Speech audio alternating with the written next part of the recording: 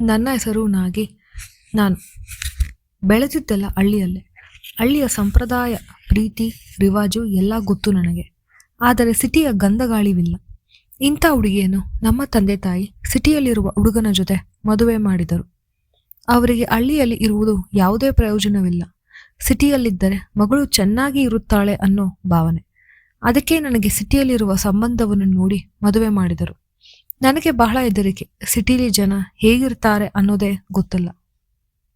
ಅದರಲ್ಲೂ ಹೊಸ ಮನೆ, ಗಂಡ, ಅತ್ತೆ, ಮಾವನ ಜೊತೆ ನಾನು ಹೇಗೆ ಹೊಂದಿಕೊಂಡು ಹೋಗುವುದೇ ಅನ್ನೋದೇ ದೊಡ್ಡ ಸವಾಲಿನ ಪ್ರಶ್ನೆ.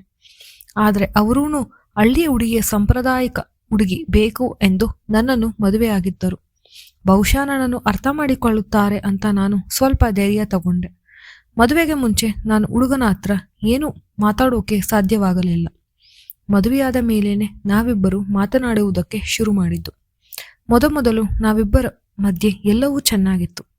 ಅವರು ಪ್ರೀತಿಯಿಂದ ಮಾತಾಡ್ಸ್ತಿದ್ರು, ಕಾಳಜಿ ಇತ್ತು. ಅವರಿಗೆ ನನ್ನ ಹಳ್ಳಿಯ ಮುಗ್ಧತೆ ಇಷ್ಟವಾಗುತ್ತಿತ್ತು.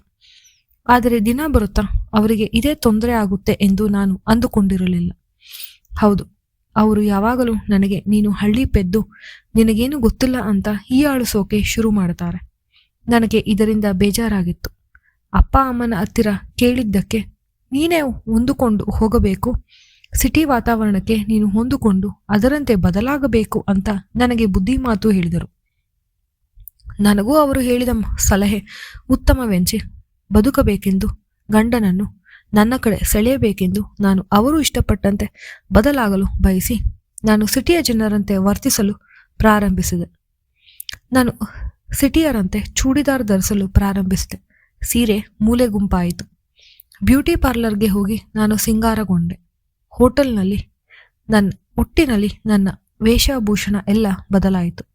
ಆದರೆ ಇಷ್ಟಕ್ಕೆ ನನ್ನ ಗಂಡಕ್ಕೆ ಸಾಲಾಗಲಿಲ್ಲ. ನಾನು ಎಲ್ಲಾದರೂ ಹೋಗಬೇಕೆಂದರೆ ಅವರನ್ನೇ ಅವಲಂಬಿಸಬೇಕಾಗಿತ್ತು. ಅದಕ್ಕೆ ನನ್ನ ಗಂಡ ಹೇಳಿದರು, ಒಂದು ಡ್ರೈವಿಂಗ್ ಕ್ಲಾಸ್ ಸೇರ್ಕೊ, ನಿನಗೆ ಅನುಕೂಲವಾಗುತ್ತೆ. ನಾನು ನಮ್ಮ ಮನೆಯ ಹತ್ತಿರ ಇರುವ ಡ್ರೈವಿಂಗ್ ಸ್ಕೂಲ್ಗೆ ಸೇರಿದೆ. ನಾನು ಯಾವತ್ತೂ ಗಾಡಿಯನ್ನು ಓಡಿಸಿಲ್ಲ, ಸೈಕಲನ್ನು ಓಡಿಸುತ್ತಿದ್ದೆ. ನಾನು ಮನೆಯಲ್ಲಿ ಹೇಳಿದೆ, ನನಗೊಂದು ಸ್ಕೂಟರ್ ಕೊಡಿಸಿ ಅಂತ. ಆದರೆ ಅವರು ಬೇಡ, ಕಾರಿನಲ್ಲೇ ಓಡಾಡಬೇಕು ಅಂತ ಬಲವಂತ ಮಾಡಿ ನನಗೆ ಬೇರೆ ದಾರಿ ಕಾಣದೆ ಕಾರನ್ನು ಕಲಿಯಲು ನಾನು ತರಬೇತಿಗೆ ಬಂದಿದ್ದೇನೆ. ಇಲ್ಲಿ ನಾನೊಬ್ಬಳೇ ಅಲ್ಲ, ಬಹಳಷ್ಟು ಹೆಣ್ಣು ಮಕ್ಕಳು ಬಂದಿದ್ದಾರೆ. ಅವರನ್ನು ನೋಡಿ ನನಗೂ ಹುಮ್ಮಸ್ಸು ಬಂದಿತು. ನನಗೆ ಹೇಳಿಕೊಡೋಕೆ ಯಾರಾದರೂ ಲೇಡೀಸ್ ಇದ್ರೆ ಹೇಳಿ ಅಂತ ಹೇಳಿದೆ. ಆದರೆ ಯಾರು ಇಲ್ಲಿದ್ದರಿಂದ ಒಬ್ಬ ಹುಡುಗನನ್ನು ನನಗೆ ಹೇಳಿಕೊಡೋಕೆ ಕಳಿಸಿದ್ರು. ಹುಡುಗ ನನಗಿಂತ ಸಣ್ಣವನೇ. ಹುಡುಗನ ಹೆಸರು ಸಂದೀಪ್. ಮೊದಲ ದಿನ ಆತ ಯಾವುದು ಎಲ್ಲಿದೆ ಅಂತ ಹೇಳಿಕೊಟ್ಟ. ನಾನು ಕಾರಿನಲ್ಲಿ ಕೂತ್ಕೊಂಡೆ ಹೆದರುತ್ತಾ ಇದ್ದೆ. ಅವನು ಬಹಳಷ್ಟು ಸಮಾಧಾನ ಮಾಡಿದ. ನನಗೆ ಇದರಿಂದ ಧೈರ್ಯ ಬಂದು ಮಾರನೇ ದಿನ ನಾನು ಕ್ಲಾಸ್ಗೆ ಹೋದೆ. ಇವತ್ತು ಸ್ವಲ್ಪ ಮುಂದೆ ಹೋಗೋಕೆ ನಾನು ಕಲಿತೆ. ಆದರೆ ಕಾರಿನಲ್ಲಿ ಗೇರ್ ಹಾಕೋಕೆ ಬರ್ತಿರ್ಲಿಲ್ಲ. ನಾನು ಗೇರ್ ತಪ್ಪಾಗಿ ಹಾಕಿದಾಗಲೆಲ್ಲ ಆತ ನಾನು ಕೈ ಇಟ್ಟಿರುವ ಗೇರಿನ ಮೇಲೆ ನನ್ನನ್ನು ತಿದ್ದುತ್ತಿದ್ದ. ಅದು ತಕ್ಷಣಕ್ಕೆ ಮಾಡಿದ ವರ್ತನೆ ಆದರೂ ಅವನ ಮೊದಲ ಬಾರಿಗೆ ನನ್ನ ಕೈಯನ್ನು ಮುಟ್ಟಿದ್ದು. ಅವನೇನು ಹೆಚ್ಚಾಗಿ ಇದರ ಬಗ್ಗೆ ಗಮನ ಕೊಡಲಿಲ್ಲ. ಆದರೆ ನನಗೆ ಯಾಕೋ ಮನಸ್ಸಿನಲ್ಲಿ ಇದರ ಬಗ್ಗೆ ಕೊರೆಯುತ್ತಿತ್ತು. ಆದರೆ ಇದು ಸಹಜವಲ್ಲವೇ ಅಂತ ನಾನು ಅರ್ಥ ಮಾಡಿಕೊಂಡು ಸುಮ್ಮನಾದೆ. ಅವನು ಬಹಳ ತಾಳ್ಮೆಯಿಂದ ಹೇಳ್ಕೊಡ್ತಾನೆ ಮತ್ತು ಅವನಿಗೆ ನನ್ನ ಹಳ್ಳಿ ಸೊಗಡು ಇಷ್ಟವಾಗುತ್ತೆ. ನಾವಿಬ್ಬರು ಮಾತಾಡ್ತಾ ಅವನು ಅವನ ಜೀವನ ಬಗ್ಗೆ ಹೇಳ್ತಾನೆ, ನಾನು ನನ್ನ ಜೀವನದ ಬಗ್ಗೆ ಹೇಳ್ತೀನಿ. ಎಷ್ಟು ವಿಚಿತ್ರ ಅನ್ಸುತ್ತೆ ಅಲ್ವಾ? ನಾವು ಇಷ್ಟಪಡೋರು ನಮ್ಮನ್ನ ಇಷ್ಟಪಡಲ್ಲ.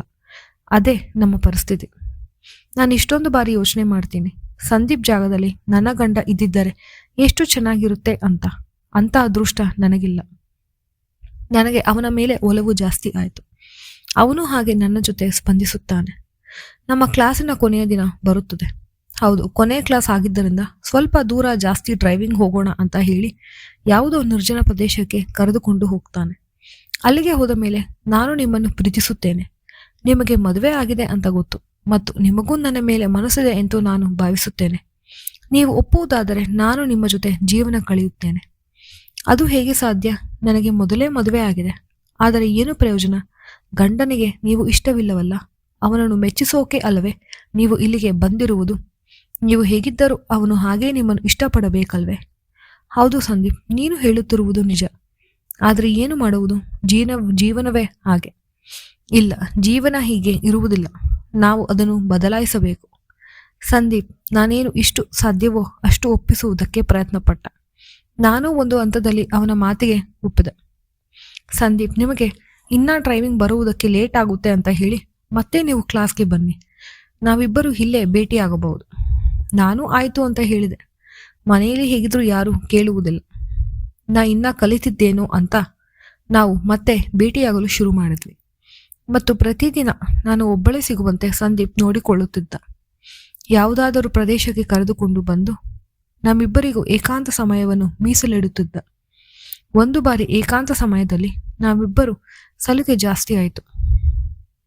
ಸಂದೀಪ್ ಡ್ರೈವಿಂಗ್ ಮಾಡುವುದರ ಜೊತೆಗೆ ನನ್ನ ಗಾಡಿಯನ್ನು ಓಡಿಸಿದ. ನನ್ನ ಗಾಡಿ ಓಡಿಸುತ್ತಿರುವಾಗ ಯಾವುದೇ ಗೇರ್ ಹಾಕದೆ ಸಂಕೋಚವಾಗಿ 2ನೇ ಗೇರಿನಲ್ಲೇ ನಿಧಾನಕ್ಕೆ ಸಮಾಧಾನವಾಗಿ ಸಂಪೂರ್ಣವಾಗಿ ಎಲ್ಲೂ ಆಕ್ಸಿಡೆಂಟ್ ಆಗದಂತೆ ಗಾಡಿಯನ್ನು ಓಡಿಸಿದ. ಸಂದೀಪ್ ಗಾಡಿಯಲ್ಲಿ ಮಾತ್ರ ಅಲ್ಲ, ಇದರಲ್ಲೂ ಎಕ್ಸ್ಪರ್ಟ್. ನನ್ನ ಗಂಡ ಗಾಡಿ ಓಡಿಸುತ್ತಿರುವಾಗ ನನಗೆ ಇಷ್ಟು ಸಂತೋಷವಾಗಿರಲಿಲ್ಲ. ಬಹುಶಃ ಸಂದೀಪ್ ನನಗೆ ಆ ಮನಸ್ಸಿಗೆ ಉಳಿದಿದ್ದಾನೆ, ಅದಕ್ಕೆ ಇದು ಸಾಧ್ಯವಾಗಿದೆ. ನಾವಿಬ್ಬರು ಭೇಟಿ ಮಾಡು ಸಮಯವೆಲ್ಲ ಸಂದೀಪ್ ದಿನಾಲು ಗಾಡಿ ಓಡಿಸೋಕೆ ಬಯಸುತ್ತಿದ್ದ. ನಾವಿಬ್ಬರು ಭೇಟಿಯಾಗುತ್ತಿದ್ವಿ, ಅದಕ್ಕೆ ಅಂತ ಶುರುವಾಗುತ್ತೆ. ನಮ್ಮಿಬ್ಬರ ಡ್ರೈವಿಂಗ್ ಕ್ಲಾಸ್ 1.5 ತಿಂಗಳು ದಾಟಿದೆ. ಒಂದು ದಿನ ಮನೆಯಲ್ಲಿ ಯಾವುದೋ ಅರ್ಜೆಂಟ್ ಕೆಲಸ ಎಂದು ನಾನು ನಮ್ಮ ಮನೆಯಲ್ಲಿ ಇರುವ ಕಾರನ್ನು ತೆಗೆದುಕೊಂಡು ಹೋದೆ. ಅದನ್ನು ನೋಡಿ ನನ್ನ ಗಂಡ, ಬಹಳಷ್ಟು ಕಲ್ತಿದ್ಯಾ, ಸಾಕು ನಿಲ್ಲಿಸಿಬಿಡು ಎಂದು ಹೇಳಿದರು. ನನಗೆ ಇನ್ನೂ ಸಂದೀಪನನ್ನು ನೋಡಲು ಸಾಧ್ಯವೇ ಆಗುವುದಿಲ್ಲ ಅಂತ ಬೇಜಾರಾಯಿತು. ಅಲ್ಲಿಗೆ ಡ್ರೈವಿಂಗ್ ಕ್ಲಾಸ್ನ ಮುಕ್ತಾಯವಾಗಿತ್ತು ಮತ್ತು ನಮ್ಮ ಡ್ರೈವಿಂಗ್ ಒಂದು ಕೊನೆ ಉಂಟಾಯಿತು. ಸಂದೀಪ್ನ ನೆನಪು ನನಗೆ ಕಾಡುತ್ತದೆ. ಅವನಿಂದ ನಾನು ಕಾರನ್ನು ಓಡಿಸುವುದಕ್ಕೆ ಕಲಿತಿದ್ದೇನೆ. ಅದಷ್ಟೇ ಅಲ್ಲ, ಯಾರಾದರೂ ನಾವು ಇರುವ ಹಾಗೆ ನಮ್ಮನ್ನು ಒಪ್ಪಿಕೊಂಡರೆ ನಮ್ಮ ಬದುಕು ಎಷ್ಟು ಸುಂದರವಾಗುತ್ತೆ ಅಂತ ತೋರಿಸಿಕೊಟ್ಟು ಹೋಗಿದ್ದಾನೆ. ಅವನಿಗೆ ಒಳ್ಳೆ ಜೀವನ ಸಿಗಲಿ ಅಂತ ನಾನು ಆಶಿಸುತ್ತೇನೆ. ಈ ಕತೆ ನಿಮಗೆ ಇಷ್ಟವಾದರೆ ದಯವಿಟ್ಟು ಲೈಕ್ ಮಾಡಿ ಮತ್ತು ಚಾನೆಲ್ನನ್ನು ತಪ್ಪದೆ ಸಬ್ಸ್ಕ್ರೈಬ್ ಮಾಡಿ. ಧನ್ಯವಾದಗಳು.